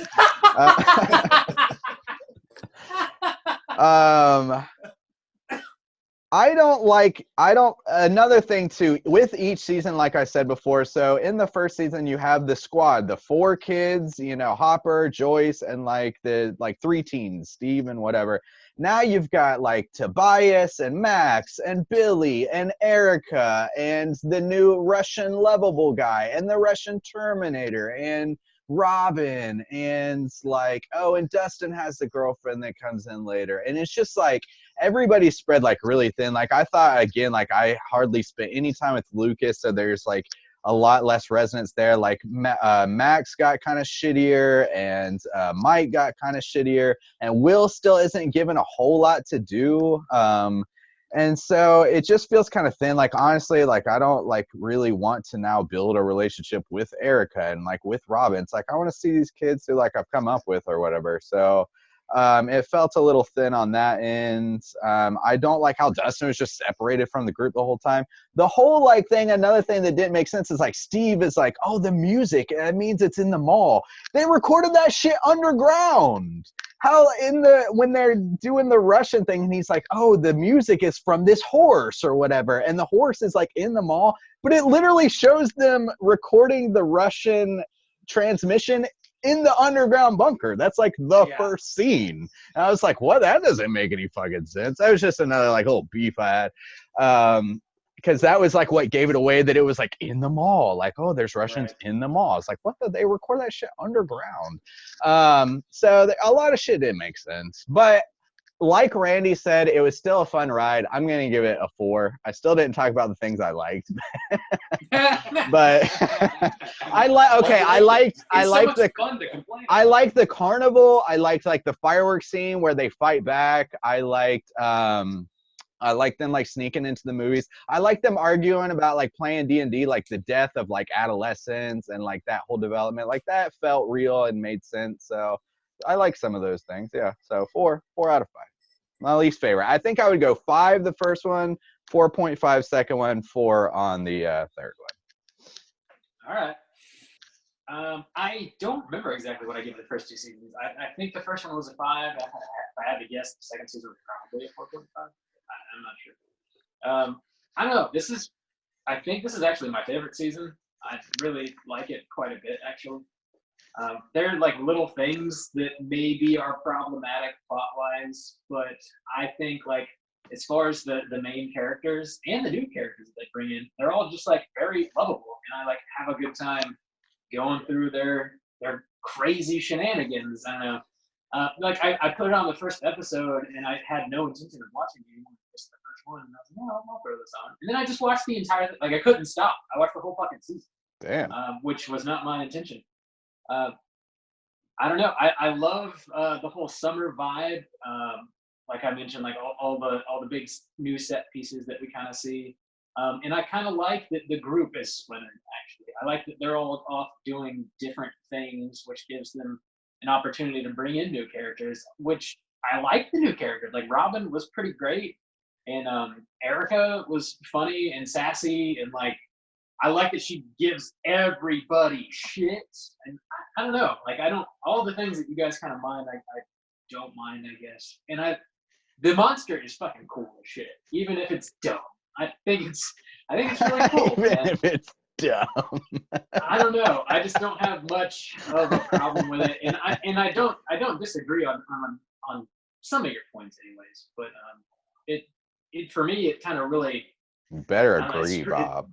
It checked all my boxes as far as like season of Stranger Things goes, I guess. Yeah. Everything I was kind of like looking for, or everything that I would expect based on the prior 2 seasons. And as far as like the ending with like Hopper actually dying and 11 reading like the letter that he had written and everything, freaking gut wrenching. Yeah, like, that was good. Holy shnikes! I mean, if you can make an episode of TV that's like that emotionally impactful, then my hat's off to you. Even if your monster's dumb, my hat's off to you. Really? I mean, it was good. It wasn't bad. Did you like how they're suggesting that they're doing a government cover-up, like the whole season essentially was with the Starcourt? A government cover-up? Yeah, like they kind of suggest and they show headlines like later on yeah, after yeah, the incident occurred. I did like that they bring up like the satanic panic. They're blaming it on like cults and shit. I did like that too. I will always appreciate a satanic panic. Satanic panic, baby. So smooth. It's so smooth.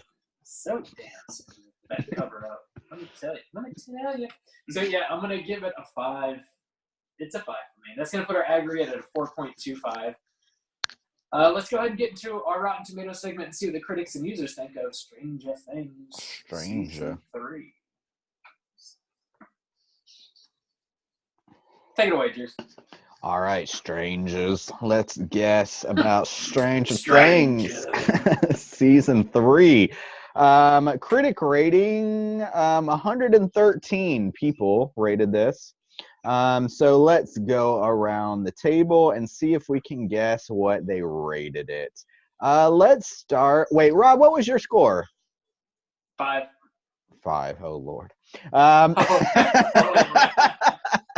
Let's go around the table. Let's let the guests go first. B-Rad, 113 critics rated this. What do you think? I'm going to go the upside down version of the Straight Chillin' Special. Okay. 96. 96. nice. Okay. It's just as good. All right. 96. It's just as good of a position. All right. Randy. I'll buy it at a high price. Let's do an 85. 85. All right. And Rob, finish us off. Finish me off, guy. Oh, I'm the closer. I'm gonna go with an 82. 82. Let me do some quick math. I think Randy's gonna take it. What? Everybody was close. It is certainly certified fresh. It is sitting at a whopping 89%. 89%. 69 plus 20. Yes. Okay. That is That is correct. So yeah, the critic consensus is Stranger Things transforms itself into a riveting, if familiar, summer ride that basks in its neon-laden nostalgia without losing sight of the rich relationships that make the series so endearing. Oh. No? It's a little less endearing, but whatever. No, It is. Mildly. Dude, Let's talk about New Coke. no, I'm not. I was Look, about to go on a rant about the end of season 2, Well, but New Coke is the banh mi of this season. it kind of is, yeah. we'll get to the bond. We'll get there. Please Oh continue. God, we still gotta talk Oh. about that. All right, let's get into the audience score. Let's go backwards. User rating of 2,827. I don't know how they verify these users because with the movies you have to show like a ticket. With Stranger Things, there's no ticket to show. So I don't know. Audience score. Bob, what do you think? Dang, I don't know. Probably around the same, I think. I'll go. How do you think, huh? I'll just go 85. 85. Okay. Randy, Communist Diddy, what you got? 90? 90. That Okay. might be high, but 90. And the Brad Touch, what you got, guy? Oh man, I wasted my good explanation on my first one, so I'll do 91. 91. All right. Nobody ever had a chance because Bob landed it on the first guest. 85 on the mark, Bob. Audience score 85 Nailed it. on the mark. So good job. Good job guessing. I can't. 69 plus 60. Yeah. I wanted to see what one of the top critics gave a negative. Even the most distinctive moments feel disconnected from the rest, especially a segment in the final episode that feels as if its sole purpose is to be extracted and recirculated as a meme. I don't know what he's talking about specifically there. I don't but, either. I don't know. That's true. He said in the a segment in the final episode that feels as if its sole purpose is to be extracted and recirculated as a meme. Man, Sure. that review is boo-boo. That's an Well, I want it's to know what that guy's talking about. Yeah, me too. I kind of want to. I don't know. Maybe I'll look more into it. But Sounds like he's full of shit. He's sniffing his own farts. For Oh sure. my god, Rob Everybody always likes buying their own into fruit. the hype. Rob's a hype man. That's the problem. Oh, God. Get out of here. Get out of here, you roasty. Hype man Roosky Bob. juicy. Flavor Flav over here. Brewski stains. So we're foregoing the trivia for this evening. Let's go ahead and let's go hunting. I'm hunting for cooters. Okay. Now I got the pinwheel of death. That's not good. Fuck my ass in half. No way, dude. That would really suck. I don't know what to do. Oh, that would suck so much.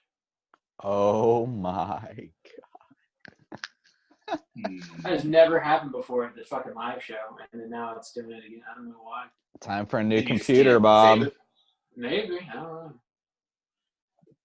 How old is this computer? It's old, man. But I've never had problems with it until this Well, week. since that's happening, I had to take a piss. I guess I'll stop the video. Yeah, go ahead. Up this way? Yeah, mine. Or I can pause. Start. Let's talk about critters. We're doing it. Let's go hunting. I'm going hunting for cooters. So, Billy? Cooter Yes. Billy? Is that it? Cooter Bill? Billy's out there trying to fuck people's moms and shit. So, I mean, yeah, so I guess the last time we talked about Stranger Things, we weren't building the profile. So we should just talk about Billy in general, as he's a good cooter type. he's very much a cooter type. Absolutely. So Smug as he's shit. he's dressed smug like a as lost shit. boy. Yeah. And I guess since like he was introduced in like the second season, like we could tie in the second season, he's much more like prone to violence. No, never mind. And this he's like abducting people in this one. Never mind. Doesn't he like try to run over a kid in the Yeah, in the second first season? one. Well, He's really in the shitty. second season, he's really shitty. I think it's like equally shitty. It's just he doesn't have the excuse of a fucking monster in his Yeah, so I don't want to give him like the monster excuse because like this character in general, Yeah. like you're he right. doesn't So deserve it. he's got the sexual deviancy. So you're right. He's trying to sleep with Mike's mom. So that's fucked up. Yeah, there's also some subtle racism coming from him and because of Lucas and his Yeah, sister. from the second season, yeah. And then so he's got like the smug arrogance. He's like he's just like always like talking down to his sister, and you're right, like with the kids. Oh, smug arrogance, especially in the second season with like Steve. He's like, oh, King yeah. Steve or whatever, and he like gives him a bunch of shit like on the basketball field. God, Well, he sports. beats the ever-loving fuck out of Steve in season 2. Yeah, he's got the attire, so he like does this little Jerry curl. He's got his perm. I think the hair definitely should count towards the attire. Yeah. In this one, what's he got? He's got his kills- like little kills people. intro metal music and like his kind of car or whatever. I He think takes those active should count. steps. Yeah. Okay. All right. He takes active steps towards sleeping with moms in this one, not just implied, but active steps. Yeah. Towards home wrecking families. Is he manipulative? Oh yeah. Well, certainly with the monster in tow. Oh, okay, with the monster, yeah. Okay. He tries to manipulate the mom to go to this like swimming lesson or whatever. That's true. I guess she does say no at first, and then he rolls it in one package. That's true. He does. Yeah. Even the breaststroke. The fucking breaststroke. Oh, Billy. That's true. He doesn't let it lie. He like keeps going. So yeah, he's manipulative. He's a good cooter, man. Like in the grand scheme of cooters, he ranks. Yeah, he's good. We got some of my favorites. You know, you got the dentist. Varg was one of my faves. Of course, the Jeremiah Sand. And I think Billy's up there, man. He's a solid cooter type. It's the Quartier. He's certainly at least a cooter lieutenant. He's about a 90 on the Jeremiah Sand scale. Oh yeah. How many sands he were? 90? So I usually try to attribute what do we have, like 100 total, so each point would be like 25 sands, so each point. So he's pretty high on all of them. The sand scale. I love what that. is it? There's smugness, there's smug arrogance, deviancy, manipulation, sexual deviancy, and attire. And then there's the ghost option, which is just overall shittiness. But we don't attribute points to that. It's just kind of like, how shitty are they? They're shitty. Yeah. Well, he's a shitty cooter. He has a little like redemption at the end, so that kind of drops him a little bit, I guess. You know. Guess who doesn't have redemption? Carrie Elwes's character. Yeah, that's true. I think he's just as shitty. Who? Yeah, the mayor. The mayor. Oh, the mayor. Yeah. That's the dude from Saul, right? Yeah. The Princess Bride and shit. I promise. I come back. I promise. Yeah. He was kind of a cooter. Yeah, he was kind of a cooter too. Yeah, the mayor. He's fucking people at the carnival. That is deviant behavior. If that man's not deviant, I don't know what. That's true. He's he would. A cooter. He's a cooter. I don't think he's the same level. No, he's like 80 cents. I'm pretty sure. 80 cents. He's manipulative. He like jacks people's tax shit up and like. Well, that's his main thing is manipulation because he's a politician. So politician. He's got some smug arrogance the way he treats the sheriff or like Hopper or whatever. He's like, do your job, and like so he's definitely on there. Cowardly too. Cowardly, yeah. He's not high on the attire, I don't think. I'd have to go back and. No, he's fairly well dressed. So. Yeah. So yeah, he's got some sands to throw around. Full of sand. Some sands. So I think Billy's probably the most agreeable cooter. Yeah. There's some other cooters sprinkled around. You can argue against Carrie Elwes. You cannot argue against. Yeah, I agree with that.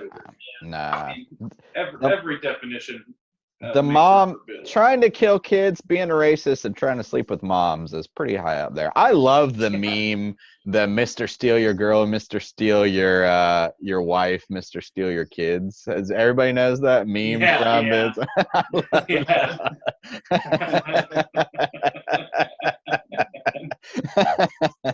That's a good meme. Thank you, meme. Thanks, meme, for giving me a good chuckle. LLC. There's been some good internet content that's come out from the show. Yeah. Have you guys watched the Magnum PI video? Magnum PI opening Hopper. It's so good. Yeah. Kicking ass. Oh, Vice City Hopper. Let's go and round the show out this evening here with a little bit of horror news. All right. All right, I got a few things to talk to you guys about. So we've been talking about this Creep show that's going to be on Shudder. So we finally got a trailer for it, and we also have a release date for it. It's going to be released on September 26th. All episodes, I believe, are going to be released at the same time. This is Greg Nicotero's baby, and of course, it's going to have Adrienne Barbeau, Jeffrey Combs, DJ Qualls, Tobin Bell. Whoa! Don't break the bank, guys. David Arquette, Dana Gould, Tom Savini. I mean, it's pretty star-studded. Have you guys seen the trailer for that? I missed the trailer. No, I just. Yeah, you didn't make us watch it, Bob. You didn't tell me that existed, so I don't know. Is Bob getting fired again? Bob. I'm fucking fired today. Well, anyways, it looks pretty cool. Some of the creature effects look like a little less baked than others, which I'm sure the budget for this couldn't have been that big. So Yeah. It's a Shudder original deal. And they had to have blown a decent chunk of money just on the cast. It sounds Yeah. like. And, Joe Hill, wrote one of the stories and stuff like that. That can't be cheap. It's practical stuff. Yeah, it looks. That's what I thought. Okay. It looks like it. Yeah, you got all Good. the Sabines in there, all taco head eating Sabines. Taco God head damn. eating Sabines. Anyway, Let's that's not go the head thing. eat Anyone head wants ass. Taco head ass Sabines. Yeah, it's gonna be 12 terrifying tales of terror. So is each episode its own story, like a la Tales from the Crypt sort of thing? I think it doesn't say it in this article here, but I remember reading prior that it's going to be, I think, 6 episodes, and each episode is going to have 2 shorts. Okay, cool. I believe. Anything called Love. So yeah, we'll be getting that September, and I'm sure we'll be talking about it a little bit more down the line, just in time for spooky season. Perfect. Whoa. Spooky. Speaking of spooky season, we got some more glorious news sent straight from the Halloween gods above, preside above, John Carpenter himself. So we're gonna get the Bond Me trilogy. Thank God, the Bob Me. I think that's appropriately named for what this is going to turn out to be. I think so too. So it's going to turn out to be something that pisses off Justin. So we found out that the Halloween 2018 movie is going to be turned into a trilogy of movies. Surprise! Oh my God! Not just the one sequel. They want to squeeze whatever they can out of this. I see. Here we go. We're already pitching. The first one that's coming out, the first sequel is going to be coming out. It's called Halloween Kills. It's going to be released October 16th, 2020. And it's going to be followed by the next installment called Halloween Ends to be released the following year, October 15th, 2021. Jamie Lee Curtis is back on board. David Gordon Green is co-writing and directing both of them. Carpenter, I believe, I don't think he's confirmed to come back, but I'm sure he will. I don't know why he wouldn't come back for these. But yeah, it's exciting news for all. Am I right? For all. The Bond Me trilogy. Here's the thing about what's kind of so egregious about this It's like the whole thing that got like people like Bob so hyped up about the next one. It was like, this is going to be a true sequel to the original Halloween, and it's going to wrap up like the story. And of course, at the end, oh, Michael's escaped. Oh, and there's a trilogy. Whoa. I mean, it was the whole like premise was supposed to be like, oh, you know, like Jamie Lee Curtis, like she's fighting back, and like, you know, she's finally gonna have some closure to it, and it was supposed to separate itself from the rest of the horse shit, like let's make some money off this. And now here we are, the Banh Mi trilogy. Also, Halloween Kills is a terrible That's title. terrible, man. It's terrible. Gonna be solely about a podcasting crew trying to interview Michael. So the righteous return of Baskin Robbins. I like Halloween 2018, and I'm excited that the people that made it are coming back to make 2 more movies. And hopefully they're good. Maybe they won't be, but I mean, fucking at this point, I'm not mad at them grabbing some more cash for the Halloween franchise. Like, there's You're 11 movies already. What's another 2? You know, who cares, man? If they're good, they're good. If they're not, they're not. I don't know. We can only win here, is what I'm saying. Yeah. And you know, I think we can all get down on a Banh Mi sandwich. No, I don't think. Yeah, I don't think these are necessary or really wanted by me anyway.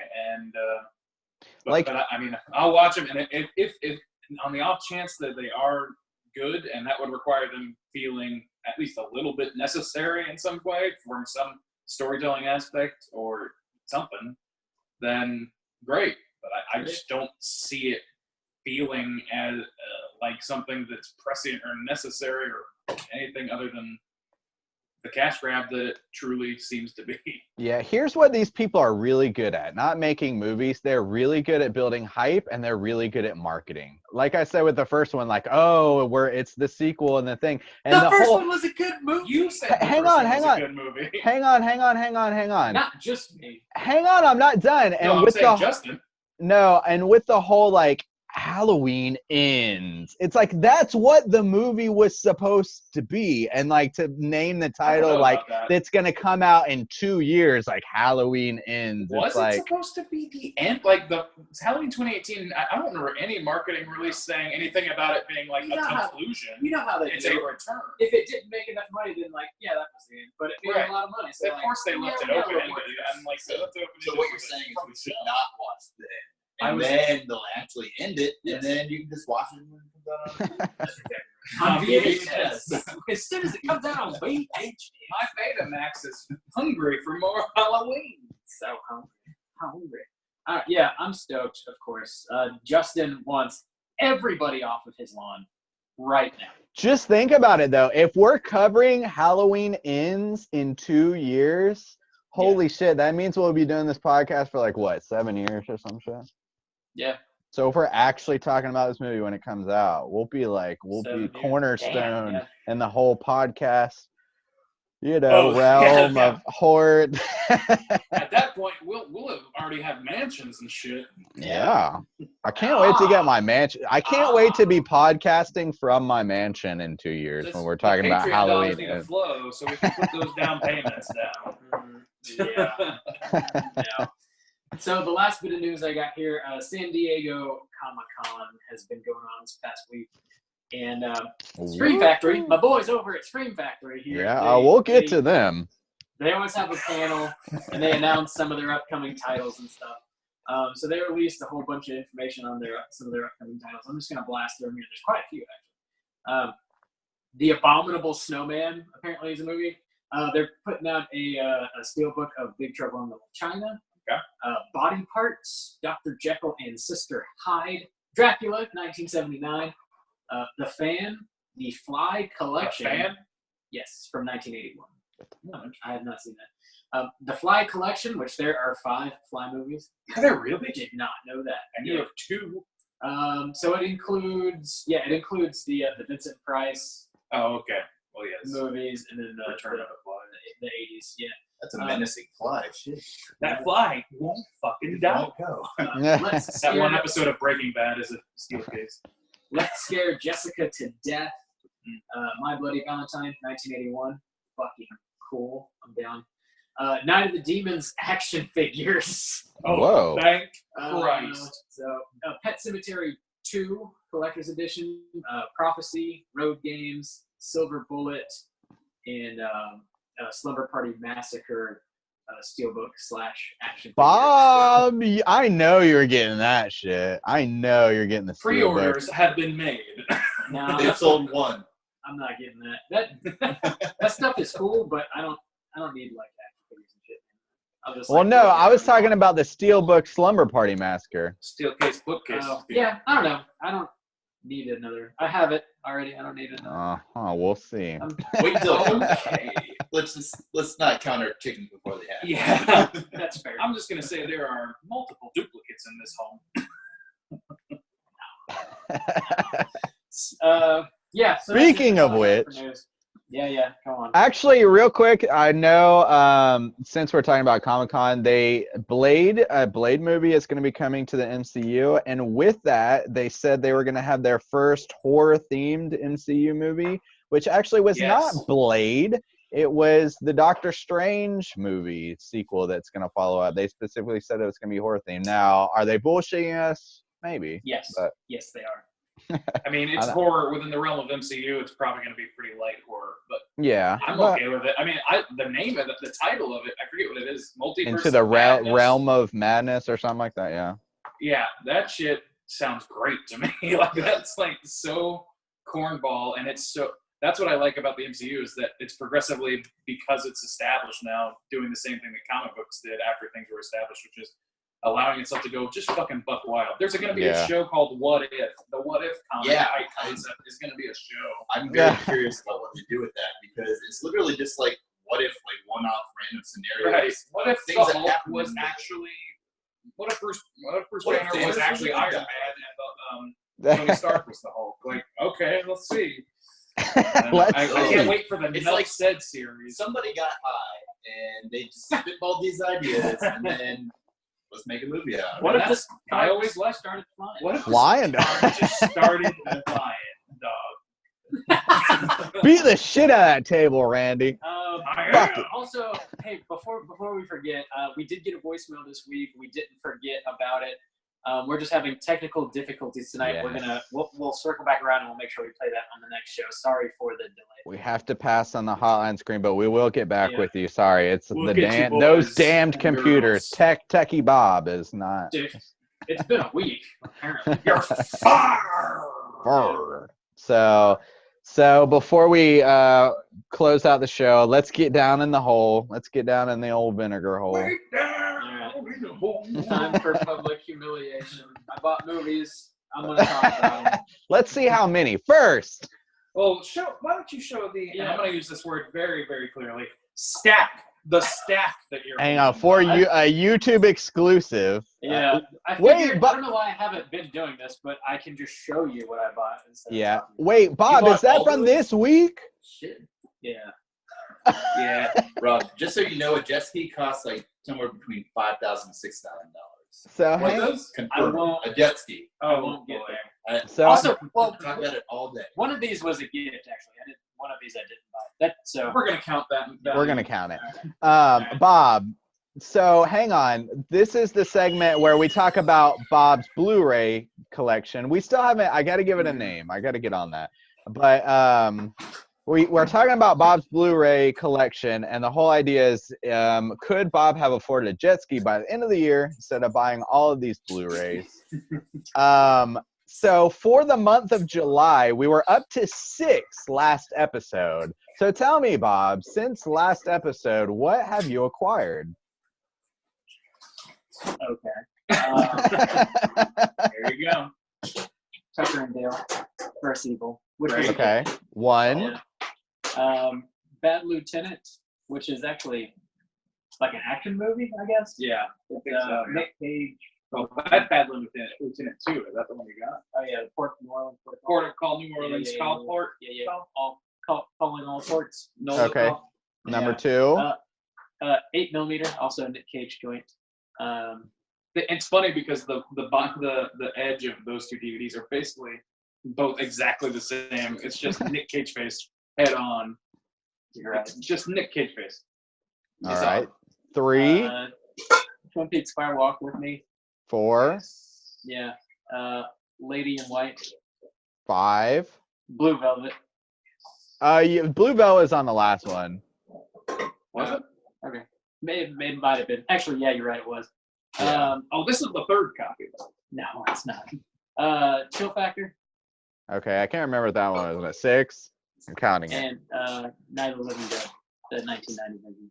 7. Okay, so just for the basic count, for the month of June, which was a big month because Vinegar Syndrome had a half off sale, so Bob went buck wild apparently and ended at 14. We are in the month of July and he still has 1 more week left and we're at 13. So Amazon had Prime Day. Prime Day. Okay. So I got to Right. update. So Bob, it's just not for public shaming. We also want to know where did you get some of these films? Tell us about your sources, any hot deals that are going on, anything that people need to know about. Yeah, sure. I mean, Prime Day's over, but they had a lot of stuff on sale. A lot of Screen Factory and Arrow stuff was on sale for that. I think the sale's still going on at Barnes and Noble, where they have all their Criterion collections half off. Okay. And also Screen Factory is having their Summer of Scream sale, which they have various stuff. There's like marked down, half off and whatnot. But I think that's all I know of as a trainer. Okay. So how many of those did you get from Amazon? What'd you get from Barnes and Noble? I got all the Criterion stuff from Barnes and Noble. Everything else was Amazon. Okay. All right. Yeah. Cool. So Screen Factory still got their deal going on. Barnes and Noble still got their deal going on. If people are looking to buy some horror Blu-rays, Bob is your specialist. We need to share that knowledge with the masses. We need to take advantage of it. We also need to give Bob a little bit of shit. See if he can afford a jet ski. And drink all those things. Thanks. Thanks, communist dude. Oh yeah. The hot takeaway so far is since we've been tracking it, we're in the double digits consistently. So I think that's the hot take. We'll see if that holds up. Also, we're heading into spooky season, so God knows what's going to happen. There will be sales. You know what happens every month? Sales. Whatever, Randy. Yeah, so that's going to do it for us this week here at Straight Chilling. We're going to be back next week with a brand new episode, hopefully. It's going to be like written on a fucking scroll. Hopefully we have an episode this week. Yeah, hopefully. Cross them fingers and toes. Yeah, lots of technical difficulties. Anyway, yeah, next week we're going to be covering the winner of the July poll pick, which was Halloween Resurrection. So that'll be interesting. I haven't seen that one in a while. Yeah. But until then, please rate, review, and subscribe to us on iTunes. You can follow us on Twitter at STR8_chilling. You can follow us on Instagram at Straight Chilling Podcast. You can send us an email through our website, straightchillingpodcast.com. If you want to leave us a voicemail, you can hit us up at 904-638-3231. If you want to join us on our Slack channel, just let me know via any one of our social media websites, and I can send you a link so you can jump on that, join in on the weekly conversations. Play some video games with us tomorrow on Twitch. Yeah, tomorrow we'll be on Straight Chilling. You can tune in live, Straight Chilling Podcast. Twitch.tv/Straight Chilling Podcast. And if you missed it, you can check out all our video games, past, present, and in the future, youtube.com/Straight Chilling Podcast. Nice. So yeah, I think that's gonna do it for us. Brad, thanks so much for coming on, man. It's been a pleasure as always. Appreciate you letting me ask you if I can be on this podcast. Appreciate you. I appreciate it. Yeah, man. Thanks. It's good to have you, and I'm sure we'll see you again soon. Of course. Yeah. So until next week, as always, everybody, please keep chilling. And this is where